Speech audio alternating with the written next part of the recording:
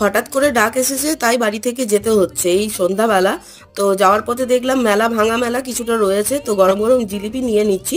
সাথে এখানে নিয়েছি গুড়ের গাঁঠিয়া, বেশ সুন্দর লাগে খেতে। বাড়ি এসেছি, ধন্দু শুরু হয়ে গেছে সেই লাফাই ঝাপাই। জিলিপি মা ওকে দিল, খেয়েছে, আর সন্টু এখানে বসে আছে, আর আমার জামাটা আবার ছিঁড়েছে। মানে এরকম ভাবে জামা আমার টিকবে না। তো যাই হোক, জিলিপিটা ট্রাই করলাম, খুব একটা ভালো না। মা বানিয়েছে আজকে হচ্ছে পুর পিঠে। 3 রকমের পিঠে বানানো হয়েছে, চাঁচি, সাথে পোস্ত, আর সাথে তিল।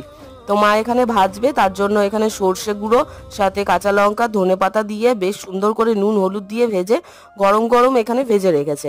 তো এটা গরম একদম নিয়ে নিয়েছি প্লেটের মধ্যে, দারুণ লাগে খেতে। সাথে একদম টাটকা খেজুরের গুড়, এত সুন্দর টেস্টি। বছরের প্রথম এই পুর পিঠে খাচ্ছি। আপনারা কি খেয়েছেন? যদি খেয়ে থাকেন এখনও, তাহলে কমেন্টে জানাতে ভুলবেন না। আমি দারুণ খাবার খেয়ে মা এখানে আবার ভরে দিয়েছে সবজিপাতি, সাথে পিঠে। বাড়ি চলে এসেছি সোজা অনেক রাতে।